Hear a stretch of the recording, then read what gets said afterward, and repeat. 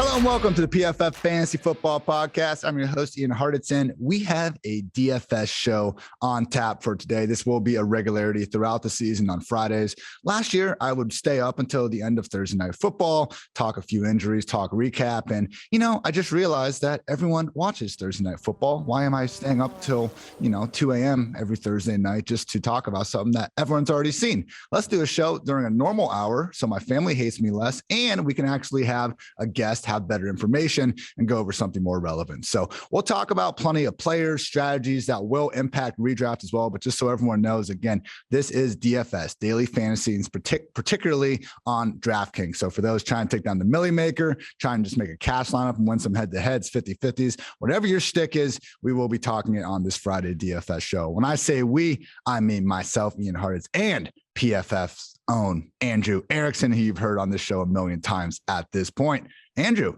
happy week one, man. Feels good to say that. Yes, man. It was a great game we watched between the Cowboys and the Buccaneers last night. I'm so excited to now break down the slate. We get the first main slate of the year, week one. We've got salaries and values all over the place because the prices get released so early. So it's going to be interesting to see. We're going to see a lot of high scoring points in rosters this weekend for sure. Recording this on Thursday afternoon. Andrew, Nostradamus score prediction for Thursday Night Football. What do you think it was as people listen to this on Friday? 35-21 bucks. I'm saying 42-17 $. A lot of angry Cowboys fans right now, but I got the Cowboys helmet in front of me. We got some good DFS notes and we are ready to go, everyone. So format for this show, go quarterback, running back, wide receiver, tight end, quickly defense, and then our favorite stack. We're going to be looking at GPP and cash. For those that don't know, GPP, we're referring to large field tournaments, the Millie Maker. We're trying to basically beat 100,000 people potentially. So we got to get a little contrarian, a little different, trying to separate that lineup from the chalk and from what everyone else is doing. Cash is where we are more willing to eat the chalk. When you're playing a cash lineup, you literally just want to maximize your floor. Like we're going pure upside in tournaments. Again, first or last approach pretty much. And cash, we just got to beat one other person. So it's not the end of the world to roster someone we expect to be 50% owned. If you just want to cross off, a matchup you have against someone else, that's more or less a win. Get it down to a 3v3, something like that. So that will be, again, the general format. And let's kick things off, Andrew, with our tournament quarterbacks. I will go first and mention this in my quarterback superlative article, but I think Russell Wilson and the Seahawks stack, man, could turn out to be one of the not severely underowned. I mean, some of the ownership projections out there vary a little bit, but based on where he's going and Metcalf and Lockett, I just think people are going to find other games to go after. And yeah, the Colts defense is not going to be a cakewalk by any stretch of the imagination. Darius Leonard, DeForest Buckner, they got some studs all over the place there.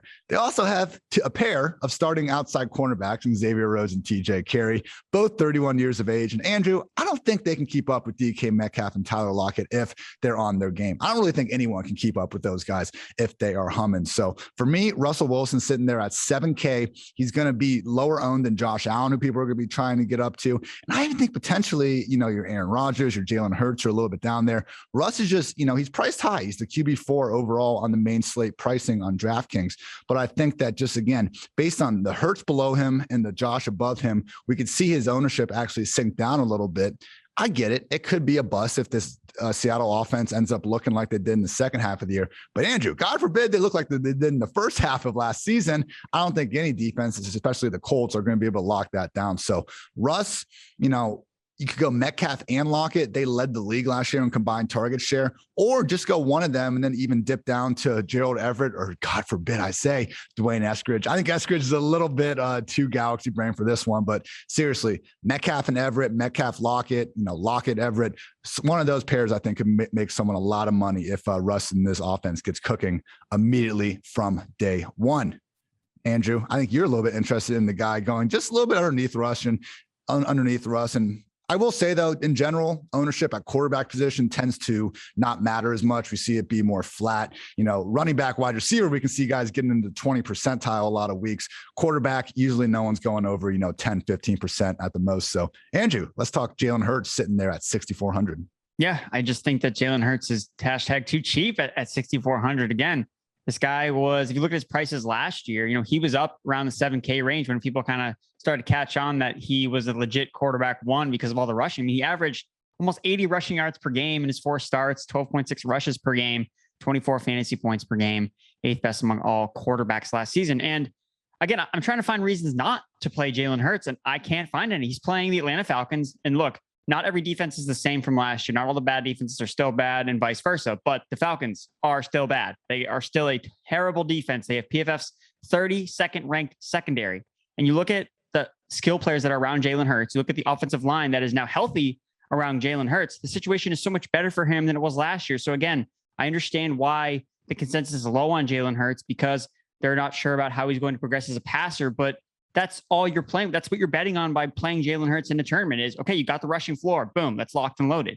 And now if he takes a step forward against basically the best match, I mean, if Jalen Hurts is ever going to show us as a passer, it's going to be week 1. He's playing in a dome against a terrible defense. He's got all those weapons at his disposal. So for me, it's like a no-brainer. And when I've looked at some of the rostership projections that we have in PFF.com, I see he's at like 3.4%. And I'm just like, what? Like, I'm kind of like blown away by it. And, you know, I wrote about a couple other quarterbacks in my DFS cheat sheet, but if Jalen Hurts, his rostership projections stay that low, I'm not going to play anybody else except Jalen Hurts in cash, in tournaments, because I think he has everything outlaid for him. He's at a good salary price. I don't feel like you're paying a lot for him at $6,400. So, I mean, I'm all in on Jalen Hurts. And I think that he's really easy to stack with too, because you only need to really pair him with one receiver because he has all that rushing. You know, you're incorporating the rushing into his projection. So you don't necessarily need to like double stack him like you would do with Russ, because part of his fantasy ceiling is the rushing. So, you know, you pair him with Devontae Smith, who's, you know, 4,500, he's cheap. And yeah, I think that you're going to be doing really well this week if you play Hurts.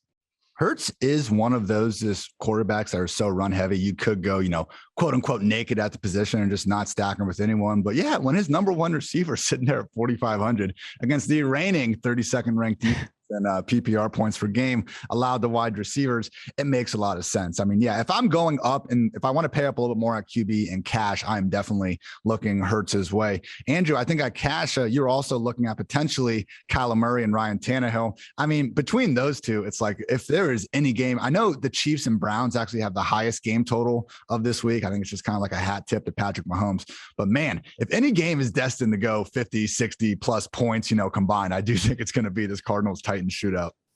Yeah, this game has shootout written all over it. Again, I don't think it's sneaking up on anybody. I think that Kyler is probably going to be the most owned quarterback over Patrick Mahomes. Again, you know, any game that Mahomes plays in automatically gets a 54 total, basically, just because that's just the Mahomes effect that he has on the lines. But the Cardinals defense is a mess. Like their secondary is all backups. Malcolm Butler retired. So they have a bunch of Joe Schmo guys that there's no way they're going to be able to cover AJ Brown and Julio Jones. And then you have the Cardinals offense that moves really fast. Like they were the second fastest team in terms of average time to the play clock last year. So they're going to be running a ton of plays. And really the only way I see this game like not shooting out is if it's a Derrick Henry just take over. And then you end up running the ball and the Cardinals offense can't get it going for some reason. So that's the only out I see in this game where it doesn't potentially shoot out. But I mean, look, Kyler Murray, you've talked about it a lot, Ian, where through the first 10 weeks of last year, he scored more fantasy points than anybody.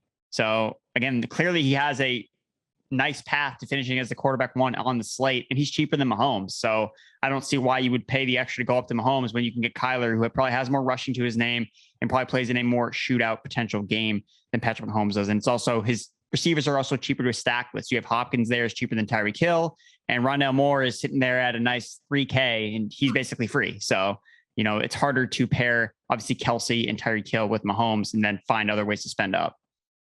Yeah, the Kyler, the first 10 week stat is even crazier because like this wasn't something where he didn't have his bye, so his numbers got inflated. He only played in 9 games in the first 10 weeks, and he was still the overall QB1 in that stretch. Most fantasy points per game, all time number one after that. Obviously, he didn't hold it the whole year, so we're not going to say it was the best season ever. Just realize the best version of Kyler Murray is one of the best fantasy football players we have ever seen.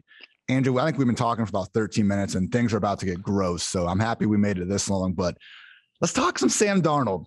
$5,000. He is the third cheapest quarterback. Only Teddy Bridgewater and Mac Jones are cheaper.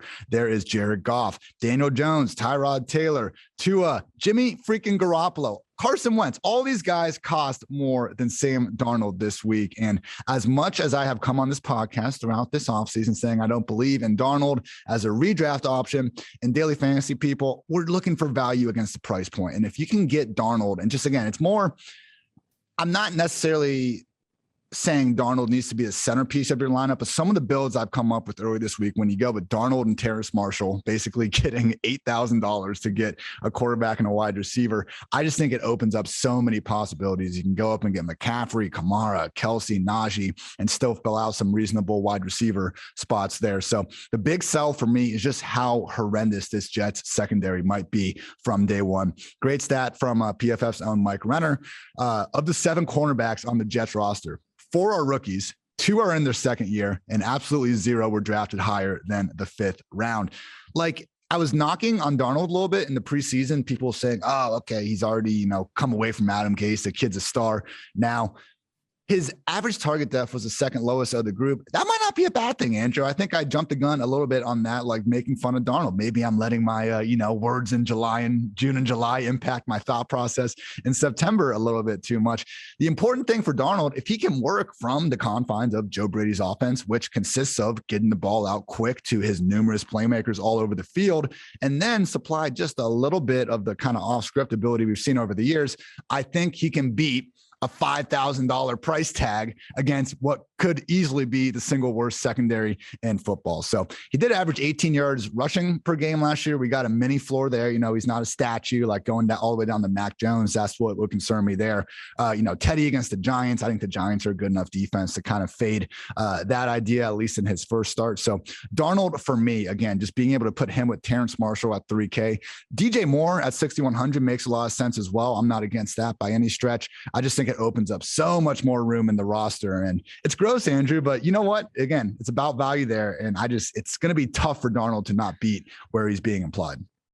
The thing I would rather play Zach Wilson. If I'm going to be totally honest, at the same price, both at 5K. And I thought about Darnold. I did. I really, did some research, and I just went back to the fact that, Carolina still has a really bad offensive line. 31st ranked offensive line. They're also dealing with another injury to one of their starters at guard. I know that people are freaking out about, the Zach Martin injury, affecting Dallas, and no one's talking about the Carolina offensive line because nobody cares, because they're already bad, and it's just making things worse. So again, you have Robert Saleh coming in. Yes, you mentioned the secondary. It's terrible, but I have some confidence that Saleh's going to be able to dial up some pressure. I know losing Carl Lawson's obviously a huge thing, but the biggest issue with Sam Darnold was pressure with the Jets. Most pressure quarterback over the past 2 years. That's why he is no longer on New York, because he got pressured and couldn't handle the pressure that he was always facing inside the pocket. So that's just what really concerns me about Darnold. And I just can't live with myself if I play Darnold and put money behind this guy that has just been not good since entering the NFL. So if I'm looking for that salary value, because I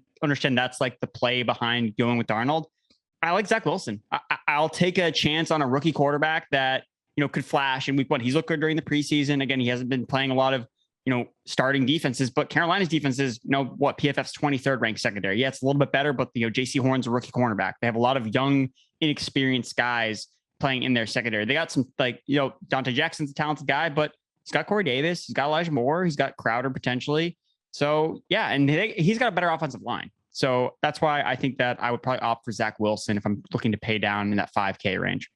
I think those are really the only 2 cheap quarterbacks in the slate that I'm interested in. After that, I got to go all the way up to Jalen Hurts and above to really find guys that I'm actively looking to roster. I'm sure one of the middle guys are going to ball out, but it's like doing the best we can do the week before to predict this, narrow down our choices. I would say Wilson and Darnold. And if you want to go up, we got Jalen Hurts, and then we get your Kyler, Tannehill, Russ tier of guys that we can feel good about. And Andrew, it was a good point on the injuries. It's, it reminds me of, it's almost like the opposite, where in the offseason, Mixon, Carson, just these guys that were getting dinged more than other players for being injury prone. And now it's like we're holding the loss of Zach Martin against Zeke, when I don't know, man, the Packers being without David Bakhtiari seems like that matters. And they're also facing a New Orleans Saints defense that was even better than the Buccaneers last season in terms of fantasy points per game allowed to running backs. And no one could give a single shit if that's going to impact Aaron Jones. I'm not even saying people should be massively adjusting their rankings because of that, but we also probably shouldn't be doing it for Zeke as well. Let's move on to some running backs, and we'll start off with our GPP crew. Andrew, I think we both nailed one of these, and that is Sir Chase Edmonds at 4,600. I want to give myself a quick pat in the back. I had a really good tweet about this. First, I said, the Chase Edmonds the Chase Edmonds sleep with DraftKings wife. I deleted it. I was like, I got something better. Did Chase Edmonds sleep with the draft queen? Then the actual DraftKings account tweeted at me, easy there, Ian. So kudos to DraftKings for being fun. But seriously, 4,600. Chase Edmonds is priced behind Nyheim Hines, Tevin Coleman, Darrell Williams, Phillip Lindsay, Devin Singletary. Like, what the hell, man? What did Chase Edmonds do to DraftKings to be this cheap, Andrew? Because I, for one, don't get it. Yeah, I was kind of looking and hoping that based on all the injuries we had over the offseason, that there would be like a kind of a free square play to come of all those players are playing on other slates. You know, they're playing on the Monday night game or the Sunday night game. Like, we don't have any of those guys that we usually pay for because of an injury. So, you know, I'm looking down at the low prices. I'm like, wait, why is Chase Edmonds at 4.6K? It doesn't really make a lot of sense. And yeah, I see that James Conner is kind of right in that same price range. So again, it's DraftKings kind of throwing their hands up, being like, we don't really know who the starting running back is. And I think this is an advantage to take advantage of that ambiguity, because we already talked about the Cardinals game. Like, this is going to be a high scoring affair. And what we know is Chase Edmonds has been heavily involved in the passing game. So whether the Cardinals are chasing points, whether they're leading, it seems like he's going to be involved throughout. Now, it's no guarantee that he sees goal line carries. Like, that definitely could be James Conner. That was kind of the concern going into this whole year with Chase Edmonds. But what we do know is Chase Edmonds scores big touchdowns. Like, that's been his thing. You know, part of the reason why he hasn't had any goal line carries is because all of his touchdowns are scored from 20 yards out, because he's explosive and he makes big plays. And that's what you're looking for when you're playing a guy in a tournament. So I think it's really easy, especially because you can stack him with Kyler because he is involved in the passing game. You're not necessarily relying on, oh, he's got to score a bunch of rushing touchdowns. It's never really been his thing. That's probably not how he's going to hit his ceiling anyway. It's going to be through the passing game. He could catch a touchdown. They used him a lot in the red zone as a receiver last season. So I think the play is absolutely great. So I think that we're spot on here going with Chase Edmonds.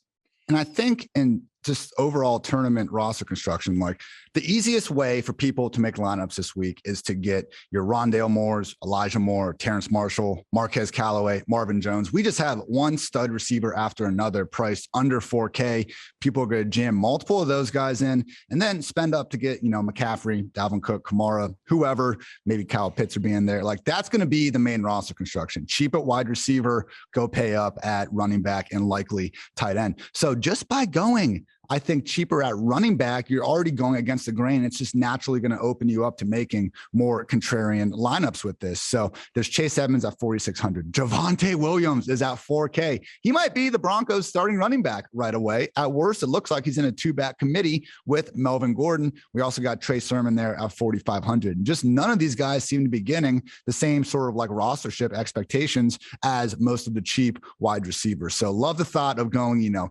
chasing Javonte and then go get your Devontae Adams, your Calvin Ridleys, your AJ Browns, the stud wide receivers that, again, I think are just going a little bit under roster compared to what we're seeing at the high end of the running back position. Now, for cash, though, Andrew, it goes a little bit different. This is where, again, we're not so worried about the rostership percentages. And because of that, at least for me, I don't feel the need necessarily to go up all the way to McCaffrey and to Kamara and Cook if I can help it, because I just think we have two egregiously mispriced backs in the low 6,000 range. Najee Harris at 6,300 and Joe Mixon at 6,200. Just in terms of my ranks this week, I mean, this is my RB6 and my RB7. I have Mixon one spot ahead, but I could easily see that flipping. Like, they are priced as the RB14 and the RB15. Like, that alone is just such a massive discrepancy that I'm, you know, tempted just to lock these dudes into the lineup to start. Gun to my head, you know, they're both set up so damn well, because I think they'll each have these 3-down roles. I'm almost tempted to flip my rankings and put Najee ahead. We've seen Buffalo really just not show much of an inclination to load the box and stop the run. I think last year it was them, the Rams, and one other smart defense were like the clear-cut bottom three in terms of rush attempts faced with at least 8 guys in the box. It's 2021. The Bills are smart. They're happy to let teams run the ball. Pittsburgh seemingly wants to do that more than ever this year, and that should benefit Najee. But again, people, just the price with those, and if you look at the, you know, their projections versus their, you know, salary implied projection based on that cost, I mean, they are just set up to smash. So again, just kind of going off that Darnold start I had, you can go Darnold, Terrence Marshall, maybe we'll get our Rondale Moore in there, another cheap wide receiver, and these running backs. Then you can come away, man, with Kelsey, Ridley, and Devontae Adams in the same cash lineup. So I know it's tempting to get up there, Andrew, but man, I love me that low 6K volume. And I know at least one of your other guys is actually even cheaper than these dudes, and he actually might have a similar role. Yeah, so I like Antonio Gibson a lot in that tier. So he's at 5,900. And basically what I did was I looked at season long ADP and some of my week one rankings. And you should kind of get a feel for, who's kind of mispriced here, who's misvalued versus like what I think and kind of what the market thinks. That's why I looked at ADP season long, because like that matters. Like we're drafting these guys, and the guy that stood out the most was Antonio Gibson.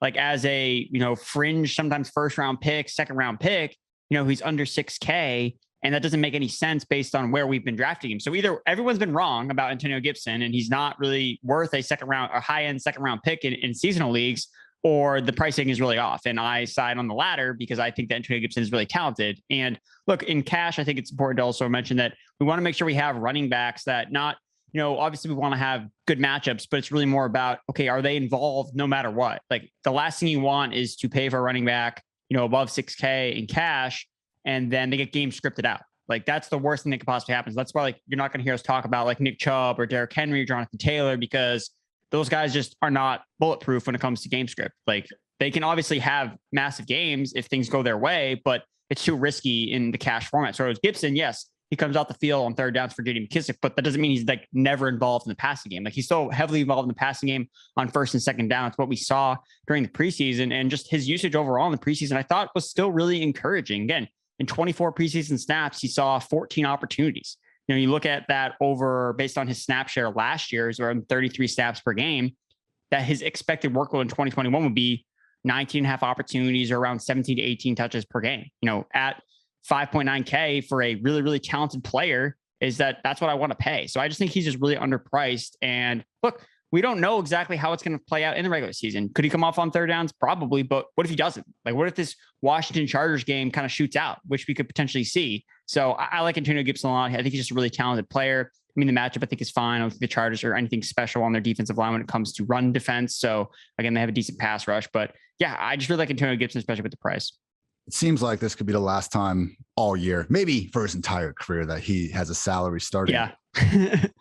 And yeah, man, when you like, it's similar to quarterback where like, I'm just not really interested in the tier above these guys. Like you got to go all the way up to 8.6K to Alvin Kamara, I think, after Najee, maybe James Robinson. Like, I'm not saying these other guys can't hit, but Chubb, Jonathan Taylor, you mentioned their potential problems catching the ball. DraftKings is full point per reception, people. If you want to go get some more exposure to these guys, go do it on FanDuel, go do it on Yahoo, where we're only getting a half point per reception. Swift, Eckler, Aaron Jones, Clyde, Miles Sanders. There's just more holes in these guys' arguments than I think there are for Najee, Mixon, and Gibson. And it's awesome that they are as cheap as they are. Now, in this Washington Chargers game, Andrew, I have my favorite play of the week, and I don't like to reveal any helicopters or anything like that until Saturday night. But I'll tell you what, man, this guy is the overwhelming favorite right now. That is none other, and starting off a wide receiver, GPP, Keenan freaking Allen. Where is the love for Keenan, man? I feel like it's been the whole redraft process. He's been getting slighted, and okay, his price tag, he's the 10th highest ranked receiver by DraftKings this week, so it's not egregious. I just don't see any hype for him going to this matchup. And if you just look at these receivers and say, hey, who's the most likely to just lead the whole damn week in targets, it could easily be Keenan. 11 non-injury shortened games with Justin Herbert. I've read this stat in this podcast. I'll do it again, people. It's my freaking podcast. 19, 13, 12, 11, 10, and 7. If Keenan Allen gets double-digit targets, I have a hard time seeing him failing to meet this price point. So, look, I think people are going to go up to Julio Jones, they're going to go down just a bit to Julio Jones in that potential shootout. Tyler Lockett's getting a little bit of love, which I get. Those guys are in good spots too. Terry McLaurin's down there, maybe go up to AJB, Metcalf, and Diggs. But again, just on these roster sit projections I've been seeing around, man, it looks like Keenan is the forgotten guy in that kind of middle high price range. So, Washington, very good last year. But with that said, I think their zone heavy defense could be the sort of matchup where we see Herbert just need to pepper Keenan again and again and again in that lower intermediate A-dot role.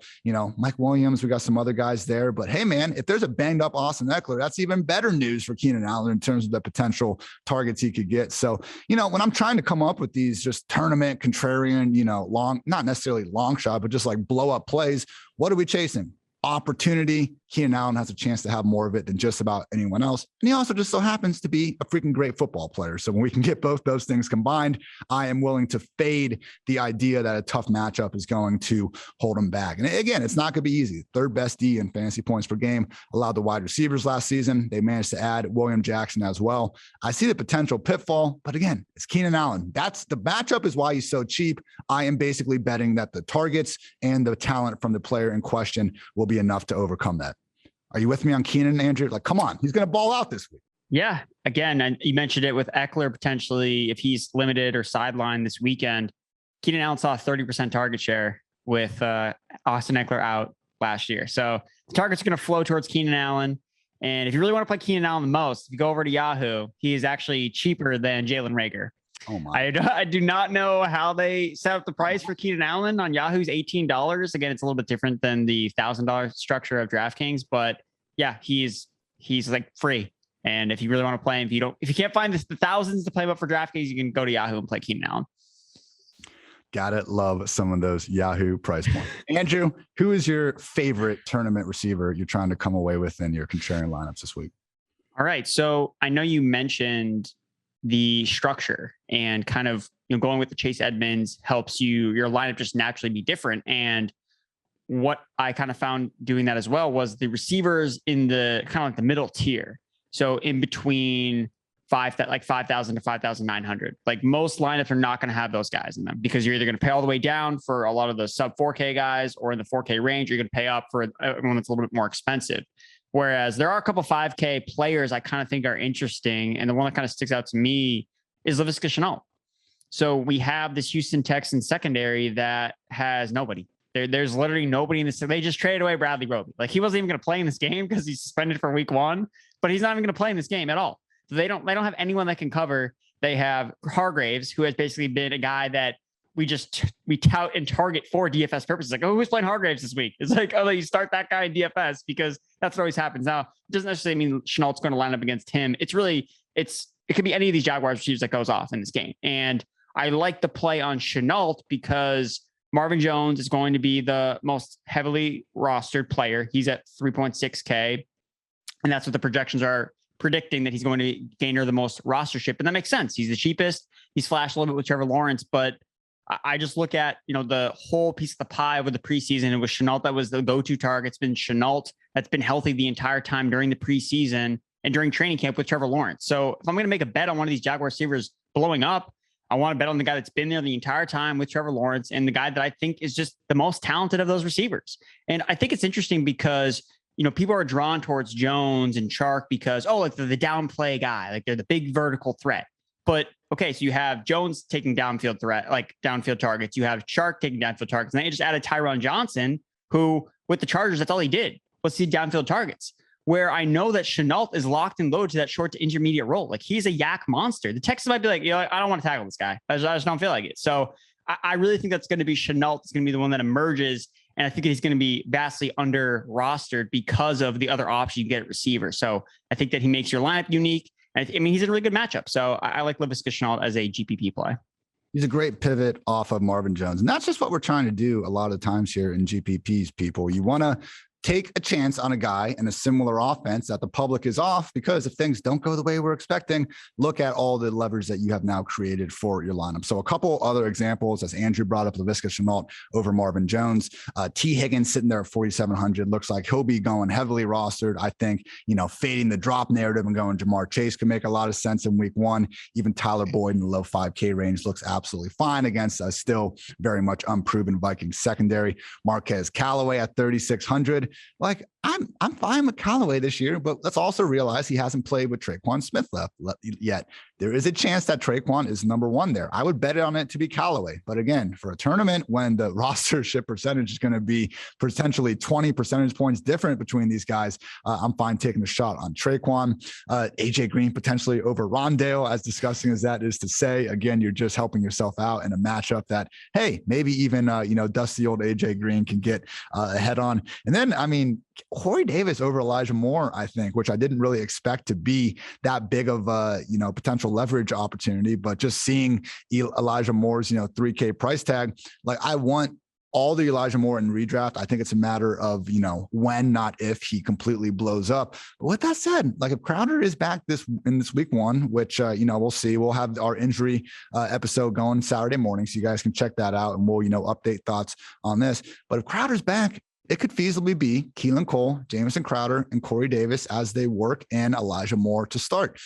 Would that make sense? Not really. Either way, Corey Davis has fewer question marks than Elijah Moore. He's also going severely under roster comparatively. So, Andrew, we've kind of already talked about a lot of these cash guys. I think, again, Rondale Moore at 3K. I think Callaway, Marvin Jones.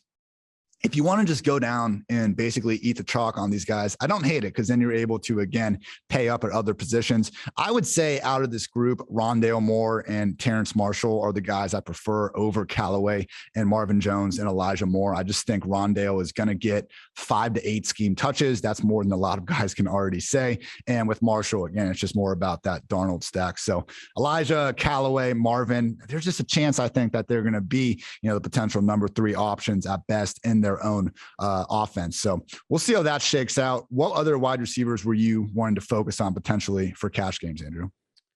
I think that Calvin Ridley is pretty locked and loaded to just go nuclear in this matchup. So I think you can really kind of play him in either type of format because I just think he's going to terrorize this Eagles secondary. PFF's 25th ranked secondary, Philadelphia owns. And look, man, we saw what Calvin Ridley did without Julio Jones last year, 11 targets per game. And Matt Ryan just peppers him with all the high value touches. Like it's all downfield targets. It's end zone targets. Like this is where Matt Ryan's going to put the football. And even if Kyle Pitts has the role, which I think he will in this offense, like we saw Calvin Ridley be really productive when Julio Jones was playing on the field as well. So I just think that their connection is so locked and loaded. The matchup is so good and it's in the dome. Like I think that we can't overstate that enough that matters. Like having the pristine conditions indoors really makes things a lot better. And it's also kind of credit to your point about the Seahawks game. Like that's inside too. Like that. So that's why, potential reason to back that Seahawks stack. So for me, it's Calvin Ridley. And then the other guy is AJ Brown. I think maybe more in tournaments just because, there is always that Derrick Henry takes over and the Titans don't throw the ball at all. And that's kind of like leaves you kind of in the dust. But, something I found out about AJ Brown, just a stat I really wanted to share. So, I usually don't like dive super deep into, how defenses are, operate as coverages just because things a lot change, especially year over year. But just something I kind of picked up on was the Arizona Cardinals secondary and their defensive scheme is like a lot of cover 1 and cover 0. Like they ran the most cover 1 last year and they ran a lot of cover 0 in the preseason, which I thought was kind of weird. But there was an article that came out on PFF.com and talked about how preseason usage is actually really predictive of scheme in the regular season. So I was like, okay, that's like really interesting. So I looked at, cover 1 and cover 0, basically for the non-film grinders out there, it's basically you're putting your corners on islands way more often. Like you're not usually having safety help. Cover 1 has 1 safety, cover 0 has no safety help. So basically you're putting guys on islands. And we talked about some of these secondary issues that the Cardinals are having, and they have a ton of unproven players back there. Robert Alford, they have a rookie 4th round pick who's starting on the outside to try to guard AJ Brown and Julio Jones. I just don't think that's going to work. So last year, AJ Brown against cover 1 and cover 0 posted a 93.3 PFF receiving grade, which ranked 3rd amongst all wide receivers. His target rate was 31%, and he averaged 3.3 yards per route run. So he was just a freaking monster against, essentially man coverage, which really just should not surprise anyone. But, Ryan Tannehill looks for AJ Brown on those islands. Like, all right, throwing it to my dude. And we saw Ryan Tannehill. I should have mentioned this when we talked about Tannehill, but Ryan Tannehill's touchdown rate went from 5.4% against every other coverage to 9.1% against cover 0 and cover 1 coverage last year. So I think for me, it's like AJ Brown is just set to smash. I wrote a prop bet of taking his over. I just think it's going to be a monster game for him. And I just think it's interesting to point out because I think a lot of people are going to do the double stack, AJ Brown and Julio Jones.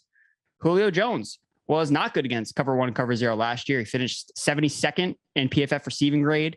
So again, if you really are torn between the two guys, Julio Jones is a little bit cheaper. So you may want to, people may lean towards, I want to, save some money. I would not do that. I would try to pay up to go for Brown if you're not playing both guys.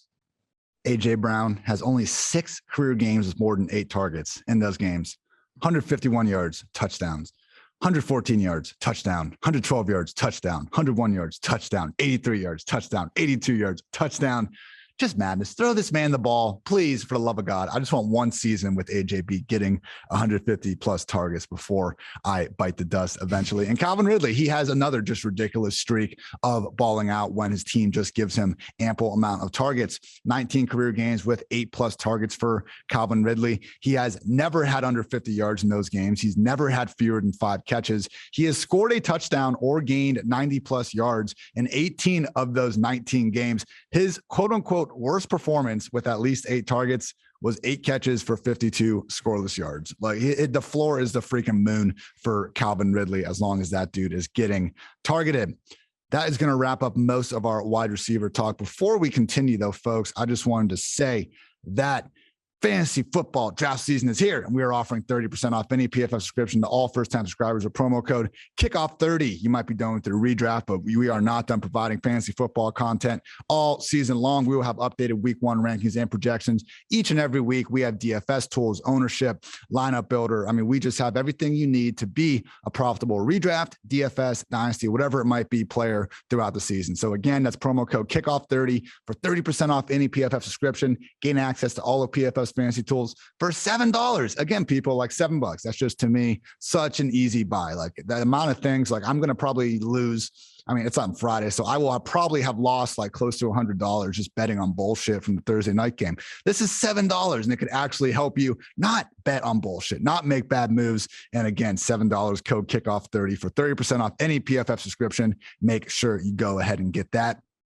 Also want to give a shout out to our sponsors of Manscaped, the leaders in below the waist grooming. Just launched a new performance package 4.0, joining 2 million men worldwide who trust Manscaped and get ready for kickoff by going to manscaped.com for 20% off and free shipping with the code PFF. Again, get 20% off and free shipping with the code PFF at manscaped.com. That's 20% off plus free shipping with the code PFF at manscaped.com.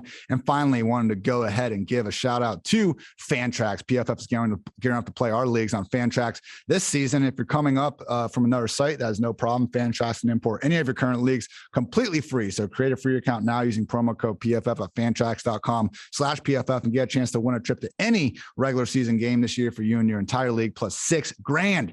That's madness. $6,000 people in a trip for you and your entire league. I mean, you could probably just work in the punishment on the trip and add another fun thing to do. Maybe, don't give the loser $6,000. He doesn't deserve that. He just lost your fantasy league, but you can use that $6,000 to help make the loser of your fantasy league's life that much worse, which, hey, isn't that what we're all trying to do in this silly game? Anyway, that is promo code PFF at fantrax.com/PFF. And we've been talking about them all show, but how about a shout out to DraftKings? Fire up your tailgates. The NFL is back. Get in on the action before opening night kicks off with DraftKings Sportsbook, an official sports betting partner of the NFL. And with the NFL returning, DraftKings is giving all customers the opportunity to participate in this year's no-brainer offer.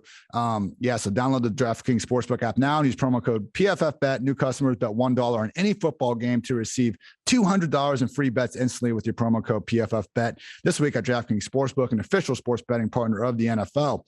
Must be 21 or older. New Jersey, Indiana, or Pennsylvania only. Free bet promotion for new customers only. Minimum $5 deposit. Max wagers limit supply. 1 per customer. Restrictions apply. See DraftKings.com/sportsbook for details. Gambling problem? Call 1-800-GAMBLER or in Indiana 1-800-9-WITH-IT. Ooh, first time I got that one done in a single breath. Andrew, great day to be great. Now we got some tight ends to talk about. First of all, Andrew, tournament tight end, who you got? It's Kyle Pitts and cash, Kyle Pitts and tournaments. It's Kyle Pitts or bust for me, because you look at the way he's priced down here at 4,400. I'm pretty sure we're going to look back on this in this week in this main slate and be like, he was never cheaper than he was at 4,400, and I didn't play him. So do not go into this week with any regrets, because he will literally never be cheaper ever in the entire history of DFS than he is in this week. So for me, again, I haven't been one that's been drafting a lot of Kyle Pitts in redraft leagues just because I've liked the values of Mark Andrews and TJ Hawkinson, getting them rounds later, but that's not the case. Those guys Andrews is not on the slate and Hawkinson is priced higher than Kyle Pitts. So for me, who offers top upside, who could be the highest scoring tight end on the slate. Kyle Pitts could outscore Travis Kelce. It's possible. And there's a $4,000 difference.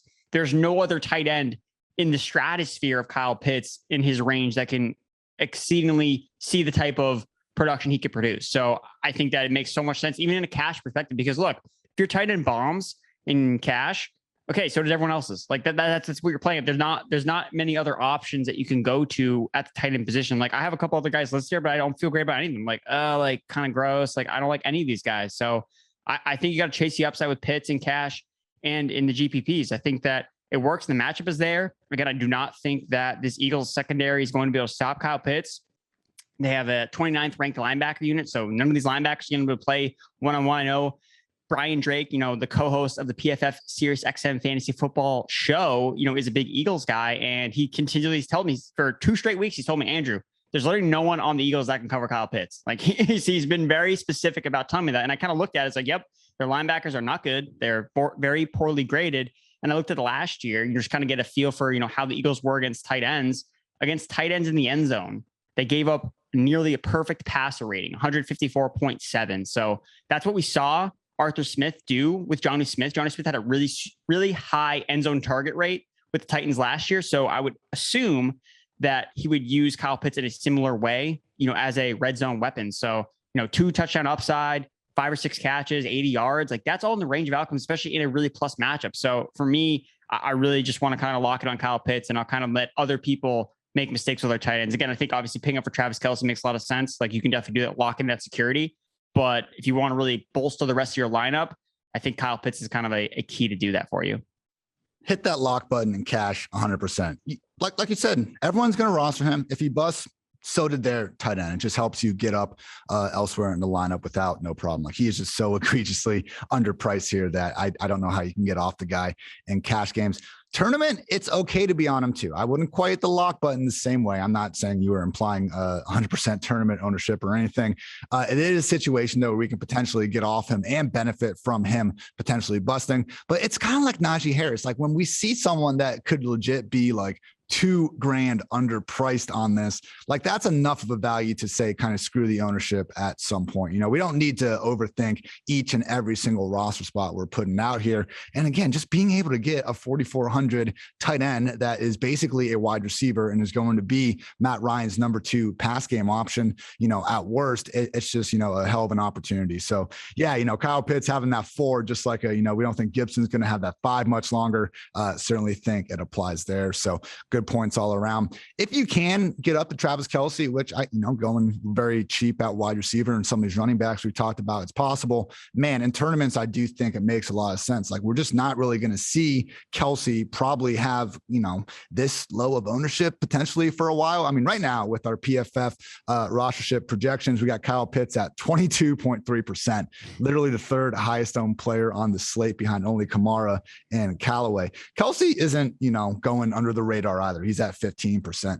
It's just people like the one common, consistent, high-end factor we have had in fantasy for basically the past 4 or 5 years has been Travis Kelce dominating all tight ends in his past. So he has, I believe it's 11 straight games with at least 7 catches. Like it's just absolutely ridiculous. We saw what happened when the Browns' best cornerback tried to touch this guy. Like if you're saying no one on the Eagles can guard Kyle Pitts, we know for a fact that no one on the Browns can guard Travis Kelce in that same manner. So I get it. Not a crazy take to say paying up for Travis Kelce is good, but this is one of the few weeks I think where he isn't getting the majority of attention. And I think in GPPs, it might make a lot of sense to go up there and get him. And I would just say, if you want to go cheap, I think Gerald Everett is about as low as I will go. He is sitting there at 3,400. It's unfortunately, it was like that preseason week 1 took all of our favorite late round tight ends away from us, Andrew. So we had to pivot. We got off the Troutmans and the Ferkshires of the world early. Hey, I'd rather get off them in the first week of August than the first week of September. So kudos to us for being wrong and then changing our minds, really just patting myself on the back here for some bad takes in the off season, but is what it is. Gerald Everett, 3,400, again, I explained the Russ stack earlier. I just think there's a lot of upside for this Seattle passing game. And there is some question marks, how much will Everett be rotating with Will Dissly and some of the other backup tight ends on the Seahawks? If he's not though, we're going to look at that 3,400 and say, hot damn, damn, I wish I would have been more over that in week one.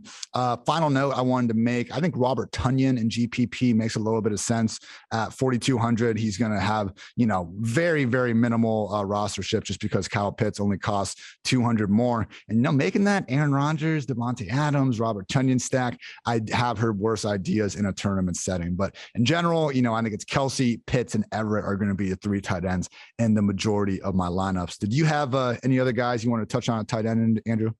Yeah. So another tight end that I liked as a tournament to kind of get off of, again, the Pitts ownership or rostership would be Austin Hooper. Again, we talked about how high that total is, the 54.5 game between the Chiefs and the Browns. Look, the Chiefs, one weakness, they're really strong at the perimeter at the cornerback position.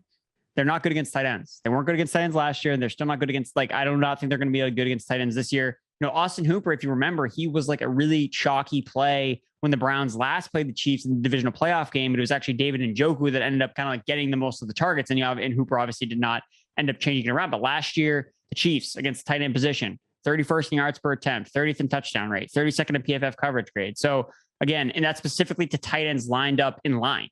And that's where Austin Hooper lines up. So he's an inline tight end. He's going to be running down the seams. And if the Browns are going to score touchdowns in this game, it could be Beckham, it could be Landry, but it would not surprise me at all to see Hooper fall in the end zone twice, because we've seen Baker Mayfield lean on the tight end position in the red zone.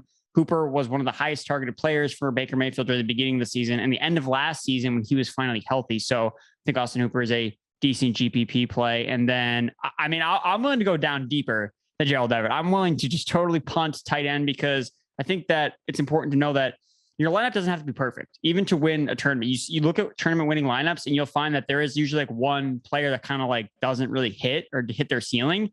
So if you just kind of want to go in already knowing who that player is, Tyler Conklin's a 2,900 for the Minnesota Vikings. Tyler Conklin. I knew it. Tyler Conklin, 2,900. Yes, again, it was a better play before they traded for Chris Herndon. We do not know what Chris Herndon's role is going to be. We don't know how acclimated he is to the offense, but I really don't think it matters too much. And it's not ideal that he's there. It would have been nice if he wasn't there, but I think that the Vikings still run a lot of 12 personnel. It's still going to be Thielen and Jefferson, and then it's going to be Herndon and Conklin. And we know Conklin has some chemistry already with Kirk Cousins. We saw Conklin, have a decent stretch of games. He averaged 5 targets per game during the last 4 weeks of last season, during the last 4 games when Kyle Rudolph was out. So we've seen this guy before. It's not like an Adam Troutman thing last year where we just kind of threw him in. We had no idea what was going to happen. We've seen Tyler Conklin produce in the past. So I think that in itself is kind of gives you some semblance of hope that, okay, if he gives me 4 catches for, 30 yards, okay, that's 7 points. That's fine. At 2.9K, that's more than passable. And it's probably going to be just as good as most of the other tight ends that you're not paying up for at the position. So I don't mind Conklin there, especially because it's a good matchup too. The Bengals are not a good defense. You expect that Kirk Cousins should at least be efficient passing the ball. Again, he's not projected to throw a ton, but Conklin could fall in the end zone. He's going to get, a couple targets here or there. So again, between a pretty concentrated passing tree, it's Thielen, it's Jefferson, it's Cook, and then it could be Conklin. So I don't hate him as an option, especially because he's really super cheap. So it's fair. It might take Chris Herndon a week or two to, pass Justin Jefferson on the, passing order and all that going on. Yeah. Conklin, I guess I just think it's going to continue being a 2 tight end offense. But hey, if there's going to be a week where Herndon will be eased into it, it could be this one. But when Rudolph left, what did Zimmer say? Conklin's going to take those reps. Irv's going to be there. And, maybe I missed the Zimmer quote where he said Conklin's going to be the guy. I'm just now thinking that Conklin, maybe he's the 1A, but I still think there's going to be a fairly involved 1B. But hey, in an offense without, a true number 3 receiver, good matchup. Fine, Andrew. You win this round. Tyler Conklin is the cheapest you can go at tight end. I still won't have a ton of exposure to him, but yeah. It's the total punt move again. Punt tight end. That's okay. Yeah, exactly. I'm surprised there's not a cheaper one. Honestly, we have these really min salary guys at every other position. I think the only other guy that couldn't have stood out was actually Dan Arnold. I think he's lower than Conklin, but again, it's Sam Darnold thing, and it's again he could catch a touchdown. That's kind of what you're betting on. But I'll just go with Conklin. Arnold basically just played receiver for the Cardinals last year. I know he was getting some run in the preseason, and we got the training camp Darnold Arnold tweet on for sure. I just think him and Ian Thomas are probably going to be splitting snaps. When you got two tight ends in your offense, you usually have 0 ones in fantasy land. All right, we're going to leave you guys with our favorite kind of just overall stack for tournaments. But first, want to list off some general notes, just maybe some things we did talk about or didn't, and whatever. I got them written down here. Want to get them off my chest. First of all, just say, if you haven't played a bunch of DFS before, don't feel like you need to have that remaining salary at $0 when you're done. And if you're in tournaments, it can actually be a great move to leave $300 or $400 because that's one of the really smart ways and just easy ways for you to differentiate your lineup with someone else. And that especially is true for, the showdown slates when you're playing on Sunday night and Monday night football when, hey, there's two teams, you're going to have a lot of duplicate lineups, and your goal and a lot of times in this is to simply make a unique lineup. So not going up and spending every last bit of your salary available can be an easy way to, again, just make a more contrarian lineup. Mentioned this before, but really, if you want to go into tournaments, I think it'll be great to fade all those low price wide receivers and get the Chase Edmonds, Javonte Williams, Trey Sermon, and then pay up at receiver. We're still getting plenty of upside. I think the running backs are arguably just as underpriced as some of the wide receivers are, but the rostership percentages makes me lean towards going with the lower priced running backs in tournaments.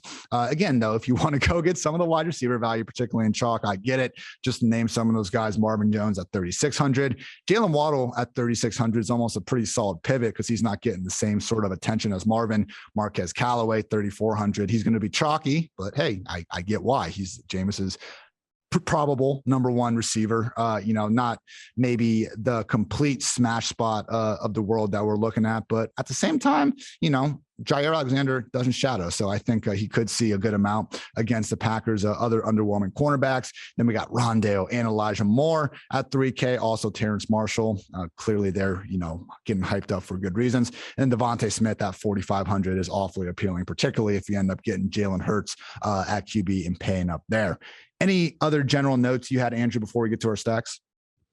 Nope. I think it's just, be fluid with the builds. And I kind of echo a lot of things that you had mentioned. I think that Jalen Waddle, we didn't really talk about him specifically, but I think, he's in a good spot to be a good pivot off of some of these cheaper receivers are getting more hype again. Look, Tua's going to be under pressure against the Patriots. Like the Patriots have a much better defense than they had last year. And Jalen Waddle had a really, really low ADOT during the preseason. So I expect a lot of checkdowns towards Jalen Waddle, bubble screens, slants. And Jalen Waddle's wicked explosive. Like he's a very explosive wide receiver. He can turn one of those short plays into a big gain against the Patriots. So I think I like Jalen Waddle a lot as probably a primary target for one of those pay down options.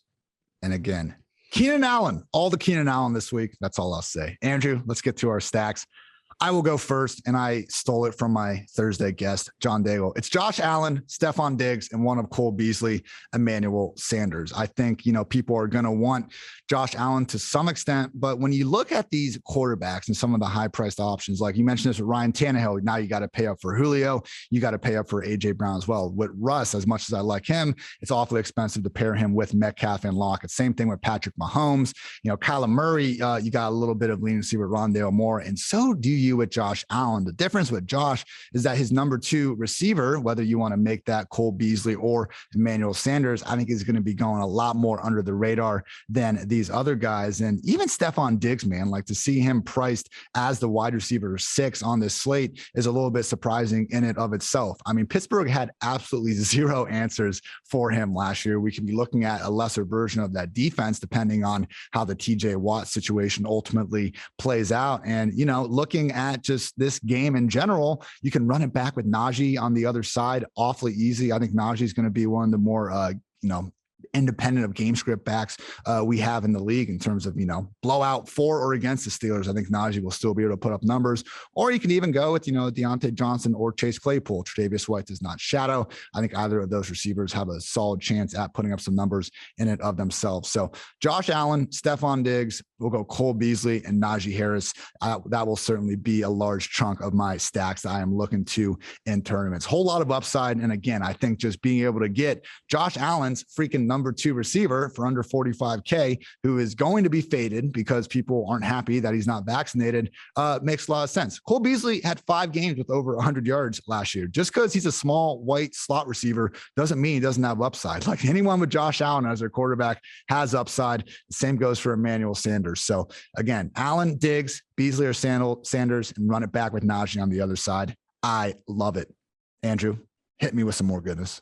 All right. So I'm going back to my Philadelphia, the city of brotherly love, going with my guy, Jalen Hurts. I'm going to play a lot of this weekend in DFS. So I'm going to go with Jalen Hurts, stacking with Devontae Smith. I think that, there's no reason why I think that Devontae Smith won't lead this team in targets. And why would it not be week 1? I just don't see any reason why I would shy away to a Rager or Quez Watkins has got some buzz. The tight ends, yes, they'll be involved. But Devontae Smith looks like the guy. So I'm going to just buy into that, start a rookie wide receiver. Don't really care.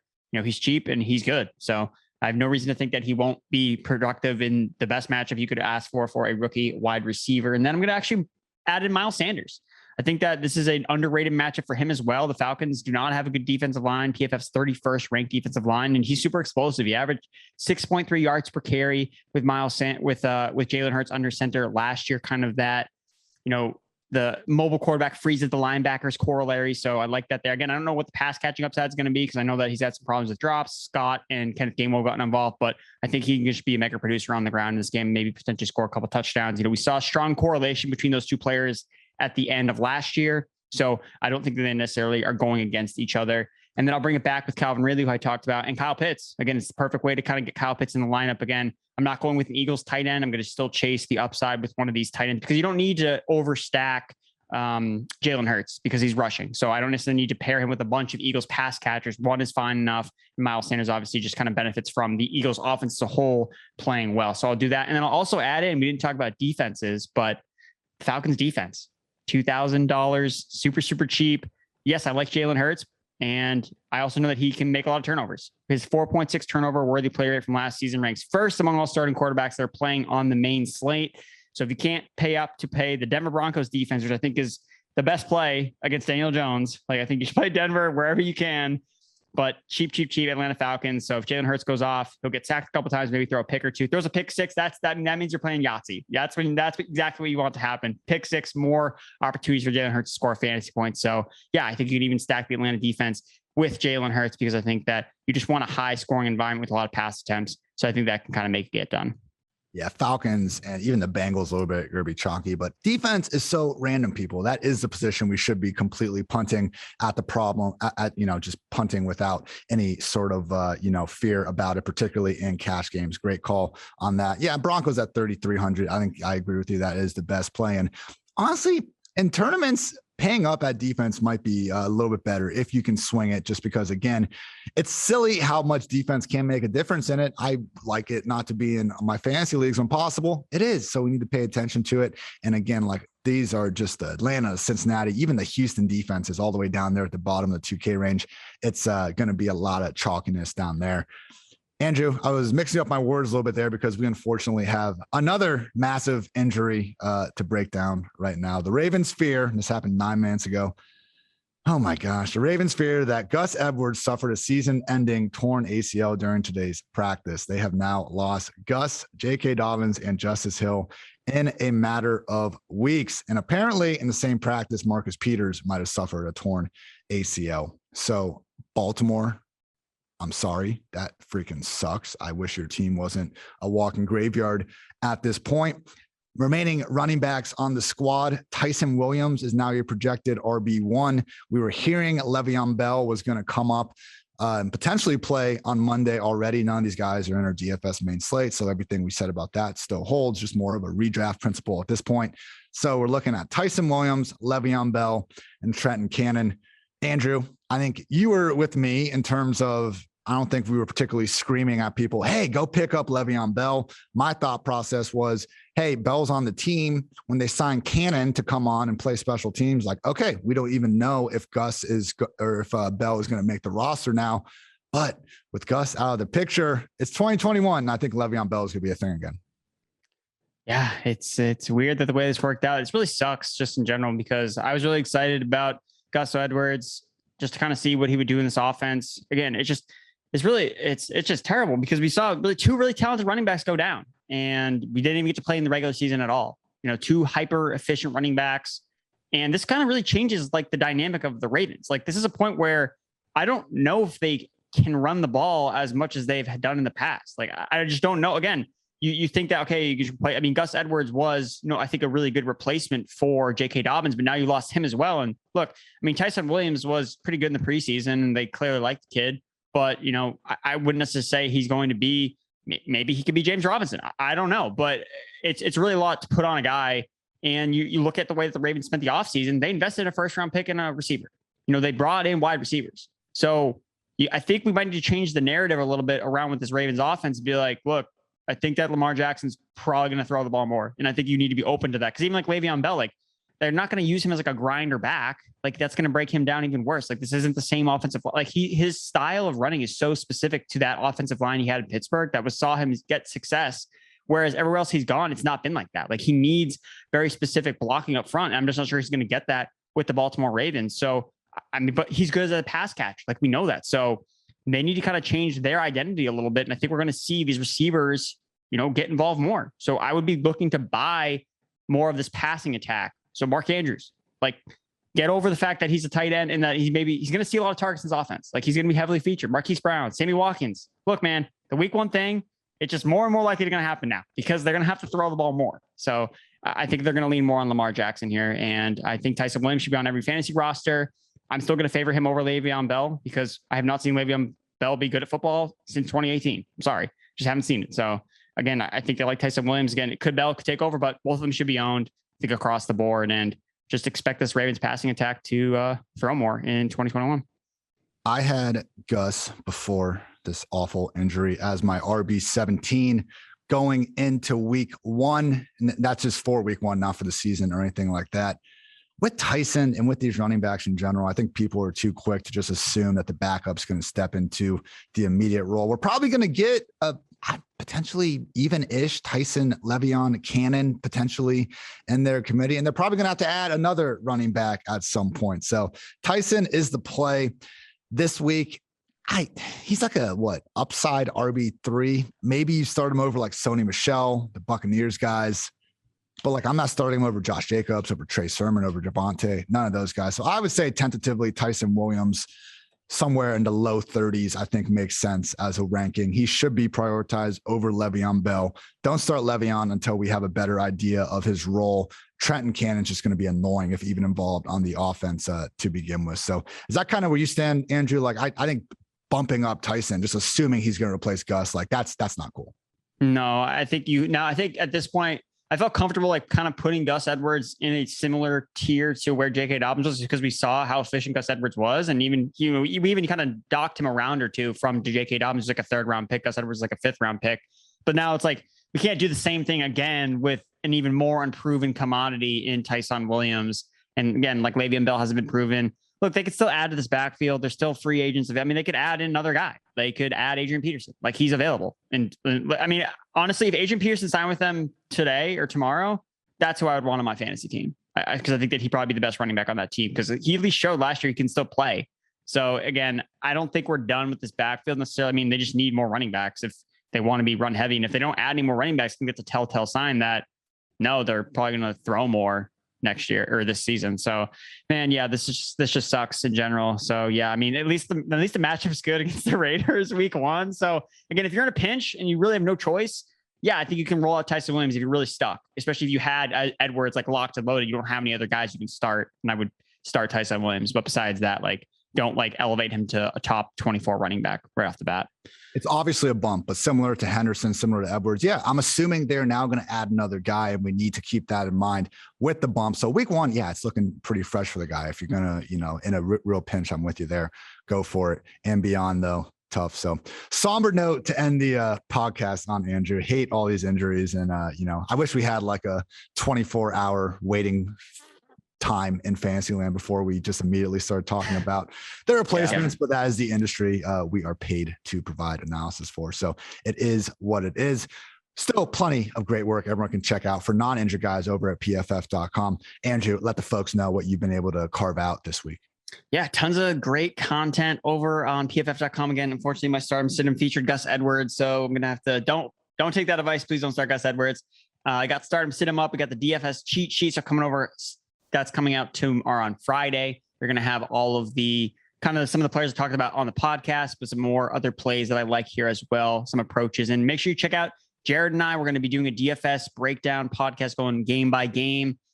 4:00 Eastern time on Fridays. Then obviously Ian and I will talk about injury updates going into the weekend as well. So make sure you check it out, and good luck in week 1. Like, get excited. We still have football. I know it was a somber note but we got a lot of healthy guys we can still cheer for. So get excited for those players.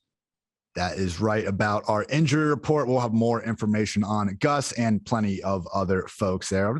Might just release that one Friday night or Saturday morning. It'll be up sometime around there. And then make sure you come check out PFF account we're sending out on Sunday morning. We'll be doing a start sit hour at 11 a.m. where we are just trying to get through as many start sit questions as possible. Help get your guys' lineups right before Sunday. You can check out my work on PFF.com. I have my week 1 quarterback superlatives. I took stock of every single backfield. I broke down every single wide receiver, cornerback matchup, tight end analysis in the passing game, then have my favorite 48 stats in my mismatch manifesto. So if you have a fantasy player, I've written about them. Check out one of those 4 articles for my full thoughts. He's Andrew. I'm Ian. This has been the PFF Fantasy Football Podcast. Appreciate you all taking time to listen as always. And until next time, take care.